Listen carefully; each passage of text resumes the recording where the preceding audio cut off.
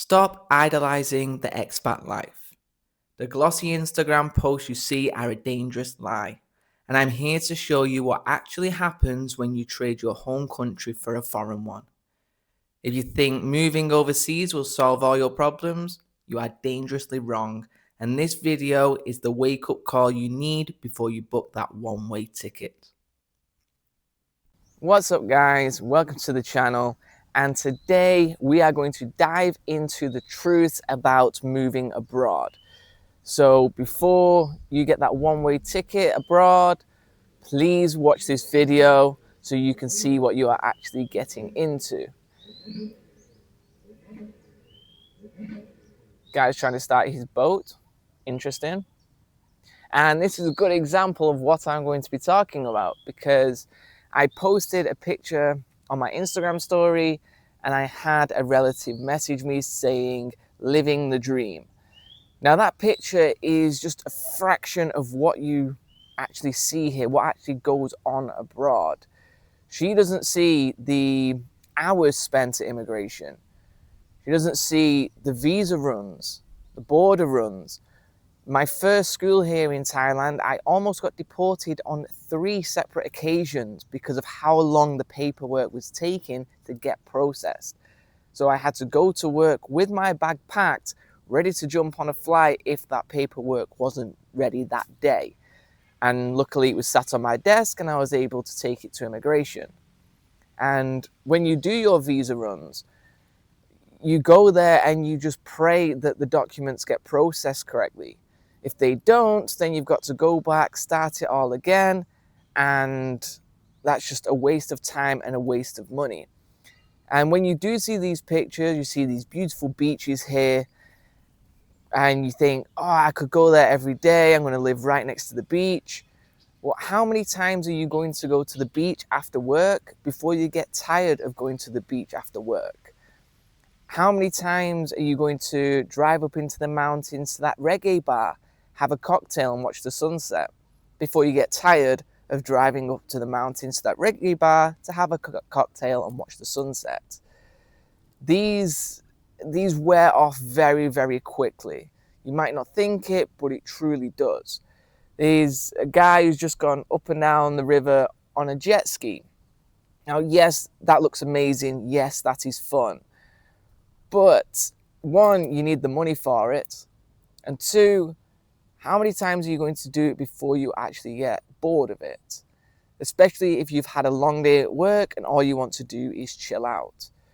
Your day here, or your sort of everyday life, does become similar to anywhere else in the world. You go to work, you come home, if you have hobbies, go to them. If you've got work to do at home, then you've got to skip those hobbies, do your laundry, have food, shower, and then go to bed and repeat. And if you think, oh, I'll go to one of the islands every week, or I'll go on a trip here every weekend. Well, yeah, that's all well and good, but at what point are you going to rest? You finish work on a Friday, you pack your bag, do some laundry, set off Saturday morning, come back Sunday evening, and then back to work on Monday. You soon get very tired of going to those different places. You've got no time to recharge. So the only true difference about living abroad to living in your home country is the weather and the people here. Your day-to-day life is actually very similar. So if you don't enjoy your job here, then you're going to be in big, big trouble and you are not going to stay here for very long. So let's get into some more truths. So the first one I want to talk about is family time. So missing family, do I miss family? Absolutely.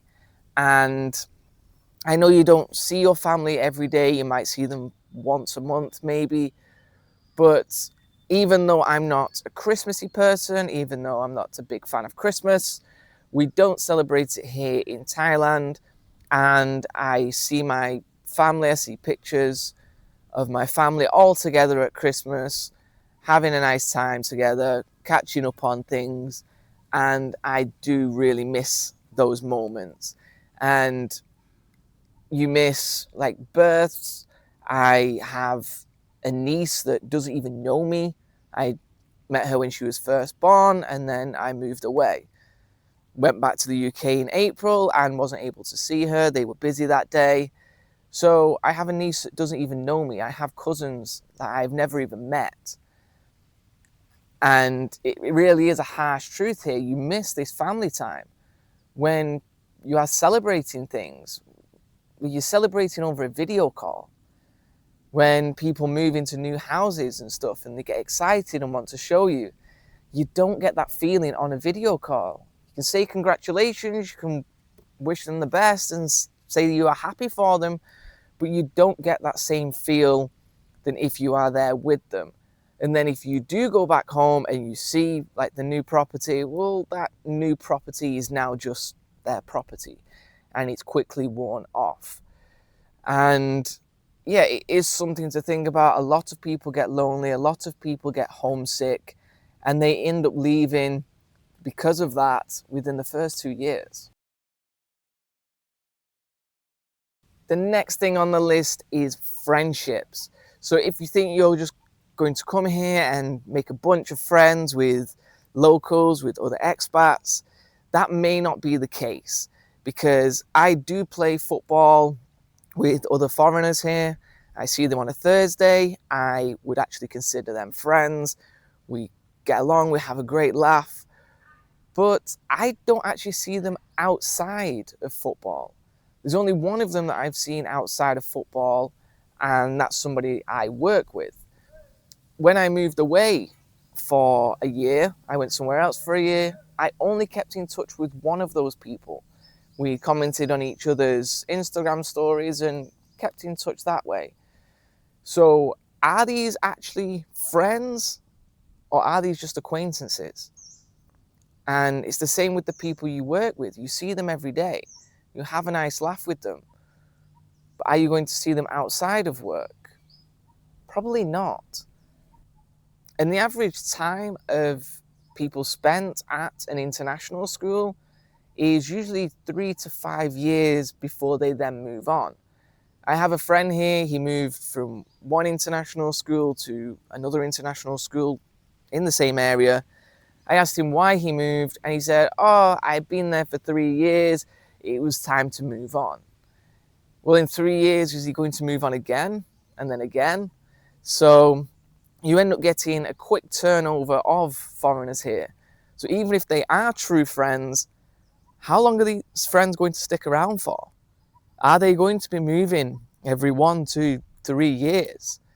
Are you going to keep in touch? Are you going to fly and visit them?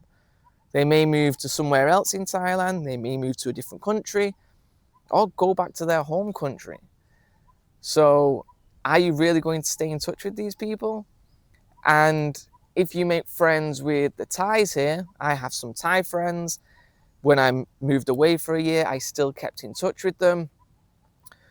But it's not the same. They don't have the same sense of humor as they do back home. Even with my girl, it's got nothing to do with the language. It's not a language barrier. It's a cultural barrier.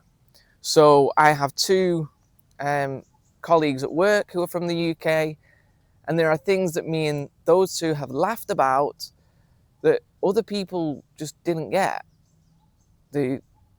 Whether like the Canadians, the Americans, the South Africans, even though their English is perfect, they just did not understand the humor. They did not understand the banter that we have between each other. And you end up missing that. You end up laughing at things by yourself because other people just don't get it. And if you think you're going to keep in touch with those friends back home, well, how? Like, you can't keep in touch with them properly. I can message a friend, see how they are doing, give them an update. But by the time they have finished work, seen that message and message me, I'm in bed. And then I see it in the morning. I can message them before I go to work. They're asleep when that message is sent. Then they might message me. I'm at work. Then I message them back when I finish work. They're at work. And it's just this never-ending cycle. So you've got to find when you've both got days off and video call that and catch up that way. But now that new news, that exciting news that you had, it's worn off. It's still good news, but it's not that first excitement that you get. So it is very difficult to keep these relationships, whether it's friendships back home or friendships in the country you are in. So there you have it, guys, some unfiltered truths about moving abroad. Now, don't get me wrong, moving abroad was the best thing I have done. That is the best decision I have ever made. But it doesn't come without its sacrifices, and it's not the same as what you see on Instagram, not the same as what you see on YouTube. These visiting beaches and waterfalls, they wear off quickly. You will run out of money quickly. So you might need to just save up and go on trips, go and see different countries during your long breaks. So October, December, April, for example. And I do know friends here who have gone into other things other than teaching. They have opened businesses, they have opened bars, they have opened restaurants. So if you are coming here, the school system might not be it for you long term. So you might want to have a look at like going into other avenues, or if you have a business back home, whatever your degree is, you could start an online business, move abroad. There's a DTV visa, which is for digital nomads. That is for people who work online. Really have a think, really have a look into your options. Don't believe everything you see online. Now, if you have anything to add to this, any other truths that I have missed, please drop them in the comments. If you have any questions, don't hesitate to ask. If you like this, don't forget to like, don't forget to subscribe, and I'll see you in the next one.